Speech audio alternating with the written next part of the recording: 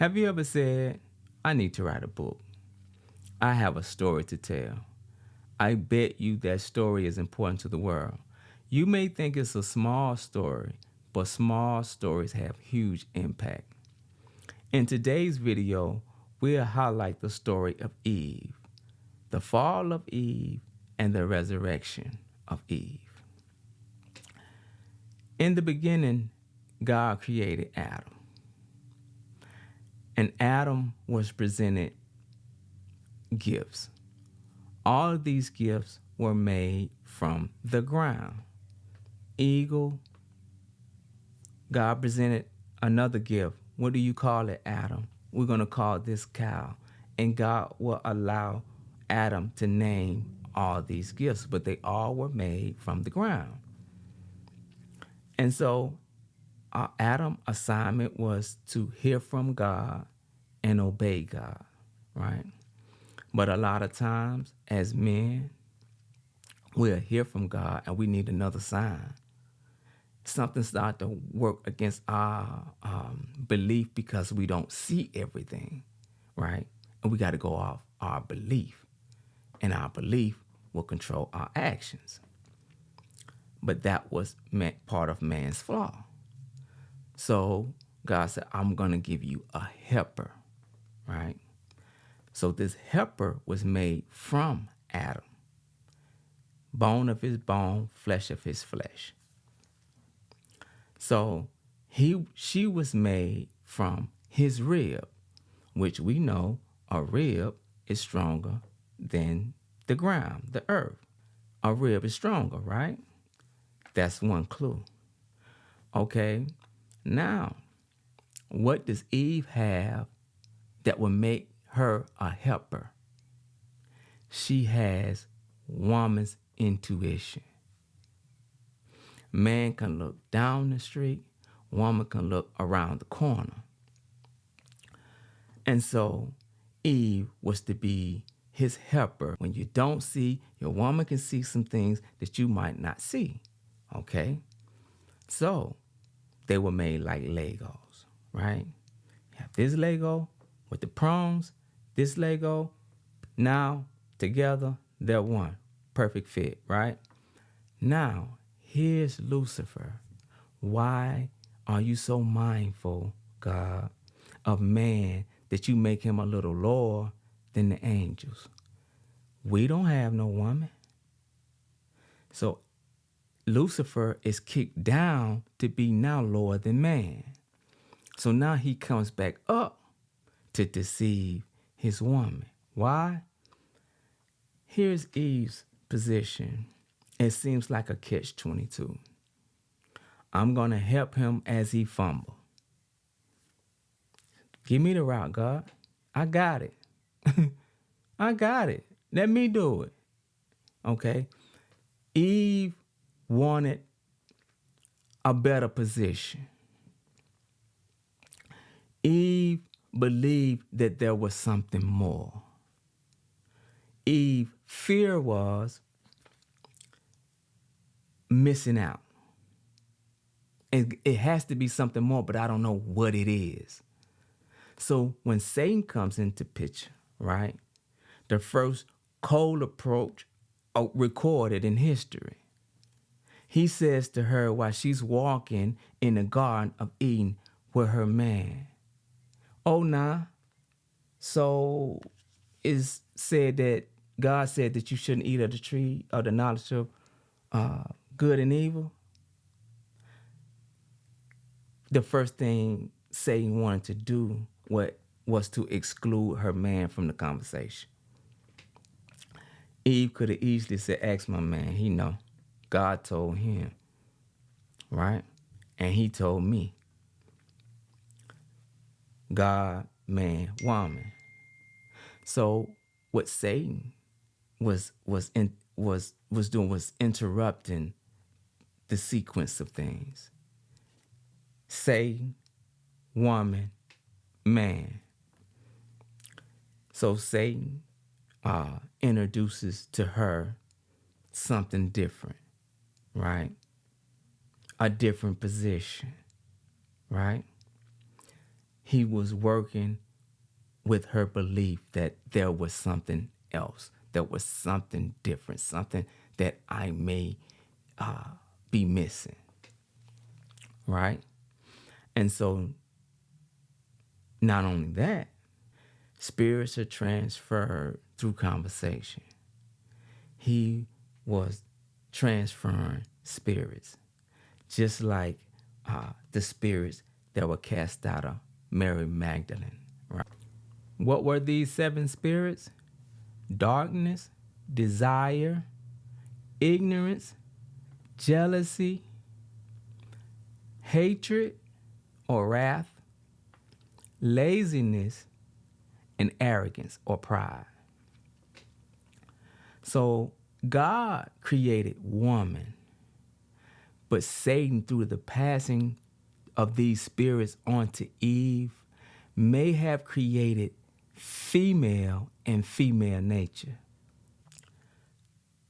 That's what the fruit transferred. So this was more than just Adam being tested by a woman and failing the test.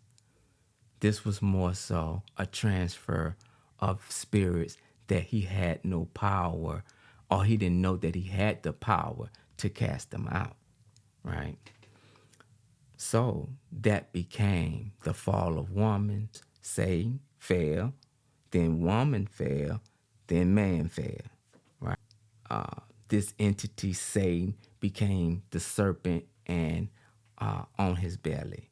The woman has to give birth through pain. A man will earn his food through the workings of his hands, right? Okay, and so the story continues. Adam and Eve bear children, Cain and Abel. Cain kills Abel. So now Eve becomes the first woman recorded to deal with a son that was murdered, right? And not only just murdered, but murdered by his sibling, his brother. Man continues and generations and generations and generations, right? And so Adam and Eve had another son, Seth. Adam and Eve's grandson, right, through Seth, began to worship God again. That's right. Years have passed. And so now, here's the part where the big fall occurs. Lucifer. He took a third of the angels, right?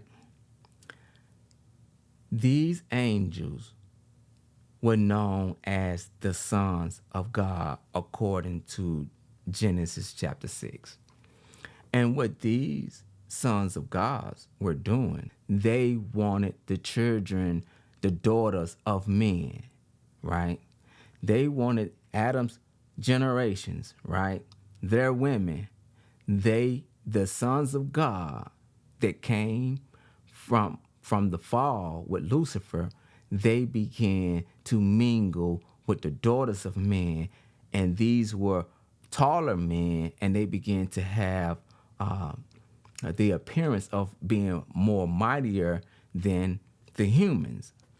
And so these particular kids that let's just call them demons, having these kids by human women, right? These kids became the Nephilim. And so they began to do all manner of evil to the point where God had repented that he made man. That was the fall of the woman. Through the mingling with these spirits and having these children with these spirits. So now we're in a state of continuous fall. These 7 spirits made up the forbidden fruit. And when Adam was presented these forbidden fruit by Eve, he could not pass that test.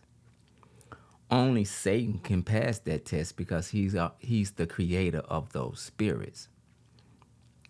what Adam was supposed to do, like Jesus with Mary Magdalene, Adam was supposed to have cast out the spirits, but he didn't know that he had the power to do so. So that's how you get the resurrection of Eve. The woman was created to see, then hear, then perceive, where man was created to hear and obey. But when they become one, she sees it first. She hears it. He hears it. And if he's already active and moving out on what he hears, she's perceiving as he's obeying, because he's obeying through faith, through his belief. And when he don't have the belief, her perception, how she perceive it, helps him to continue to obey. And this is why it was so important for Satan to go directly to the woman and to her seed, to deceive her and to introduce these spirits to her, that she would then go back to the man when she couldn't pass those tests. Now they're both in confusion. Now he could weaken their living souls. Being that woman was created to see, hear, and perceive, she was always the first apostle. But it seemed like a catch-22 because she was seen as the helper of man, where man would hear and obey, and he would not obey because certain things he did not see. Woman would see, then would hear, then perceive, right? So that was the difference. And so in the end, you saw where Mary Magdalene was told to go tell the disciples, go tell my disciples that I have resurrected and I go into my Father. But don't touch me because I hadn't went to him yet. But you see me and you hear me and you perceive it. Now go tell it to the men. She was always in the first position because she was made to see before you hear. Why he was Jesus of Nazareth, right? He knew the power that he had. And when he cast out those spirits, Mary Magdalene followed him forever. It wasn't like with Eve where Adam was following Eve. When these spirits were cast out, now she's back to woman. With the spirits in, she's female and has the female nature. So no man can actually compete with female and female nature because that nature comes from Satan. So the only thing to do is, if you have the spirit that of God, that you could cast it out. That's your only defense with it. So what did Mary Magdalene see? She was the first person to see Jesus in a resurrected state. Not in human form, in a spiritual form. The men could not see it, did not see it. They did not see it because they wasn't on that plane, right? But Mary Magdalene, she saw Jesus in a resurrected state, in a spirit, as a spiritual being. She saw it with her eyes because she was created to see, to hear, then perceive.